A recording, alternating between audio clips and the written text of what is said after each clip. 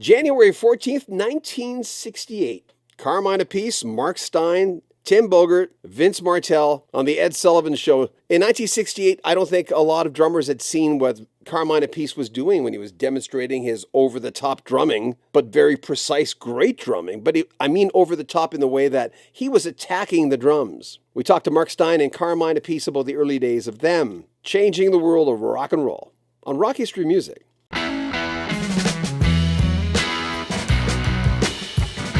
Carmine Appice was born December 15, 1946 in Brooklyn, New York. He's widely recognized as a pioneering rock drummer, most notably for his influential work with the psychedelic rock group Vanilla Fudge. That started in 1966, and Appice's drumming played a crucial role in defining the band's sound and influencing future drummers for years to come. Vanilla Fudge's music was characterized by its heavy, symphonic style blending rock and elements of even classical music.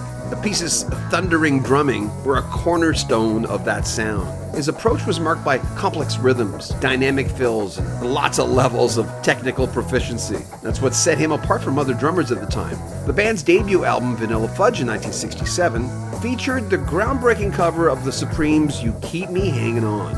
And when young aspiring musicians first saw Carmine playing that song on the TV, it kind of changed their musical direction. They either thought, I'm never going to be able to do that, or else I want to learn how to do that. Throughout his time with Vanilla Fudge, Appice's drumming style evolved, incorporating elements of jazz, R&B, and classical music. This kind of versatility not only enhanced the band's unique sound, but it served as an example to show other drummers that you could cross-pollinate genres. His use of the double bass drum, his intricate patterns and powerful grooves, laid the foundation for many rock drummers. His influence can be seen with John Bonham of Led Zeppelin, Neil Peart of Rush, and Ian Pace of Deep Purple.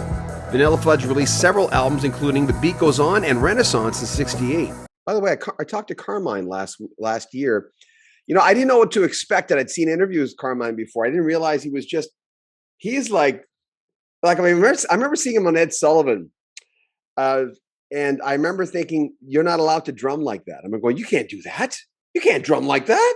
That's what the heck? He's just so demonstrative, but the whole band was like that. I was a drummer, so I paid attention to him. I saw you behind the keys there. And by the way, with the Ed Sullivan thing, did you get a chance to talk to him? Did he talk to the guests?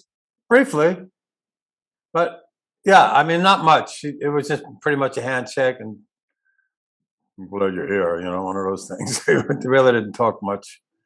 I don't think he was real comfortable with rock and roll guys, But it's interesting that he presented so much music that everyone knew. I'm going to turn this off. Everyone knew there's no way this older man from an older demographic would listen to any of this stuff. I'm not sure who was his idea or his producers, but there's a lot of stuff breaking. I mean, obviously the Beatles too, but yeah, Elvis brought Elvis to the world, the Beatles to the world, the British invasion. Made Vanilla Fudge a household word back in those days.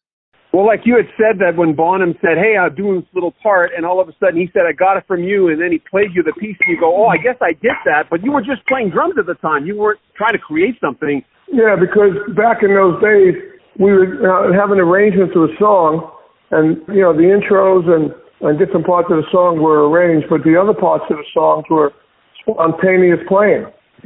So when I went into the studio, I do the intro and then I play a verse on something. I just play whatever, I never really rehearsed to play the same exact thing every day like they do today. And I just happened to play that triplet once or twice, and I remember I used to do the triplet, once in a groove, but it wasn't done like the way Bonzo did. He kept repeating it over and over, one after another, which created that thing that he created. But it also reminded me of what Joe Morello used to tell me. He said, nobody has it all, we all steal from each other. And I agree with that, because we all take stuff and do it our own way. Some of my fills were taken from Max Roach, but done my own way. So Bonzo took that, and I didn't believe it. And he pointed out, I think it was on the Renaissance album when I did that. And I said, wow, I did do that. I didn't realize I did that. I mean, you were a kid. Do you remember who you were back then? Do you remember how you felt going into that? These are like groundbreaking moments. There are a lot of people who have cited that they saw you guys on there and gave you Beatle moments, like gave you Vanilla Fudge moments of going, I went on there and it changed the trajectory of my freaking life. But It do you did. remember? Do you remember how you felt going on there? Were you nervous? Were you going? I "Let's was do it"? nervous. How can you not be nervous? You're in front of the entire country at 8 o'clock at night in everybody's living room. Sure it was, but we were good. We were confident that we were going to come off good. We were probably nervous that that everything was going to go okay in terms of the sound and all of that.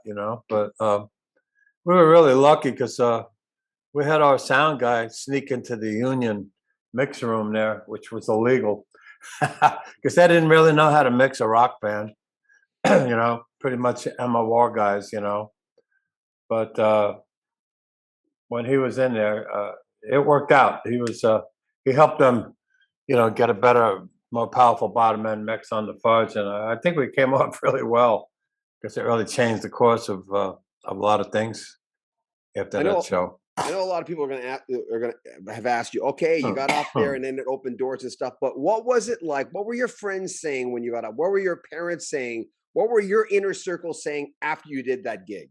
It's funny you ask, because I can specifically remember there was a payphone in the right outside the studio, and I was so excited after it was over. I called my mom and dad, and I said, "Ma, did you see it?" And Flip Wilson was on the show, and he's standing next to me, patting me on the back. And I remember he said, "Wow, what a nice kid," calling his mom and dad right after he did the Sullivan Show. I mean, and Duke Ellington was on the show, and I mean, it was just so surreal. What was it like? It was an incredibly proud, incredible joy, not only for me, but for my folks and for all my friends and for everybody in my hometown of Bayonne, New Jersey, and Jersey City. It was like, it was like fame by association for everybody too, when you're in a small town growing up that way. It was incredible. It was a dream come true, Good example. If you do the work, you get in through doors that otherwise other people don't get in. When you do the work, you work hard, a little luck in there, of course, but yeah.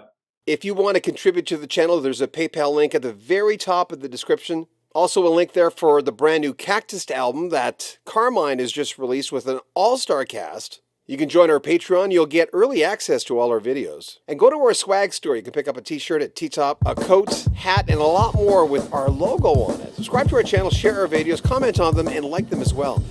I'm John Bowden. This is Rock History Music. Take care of yourself.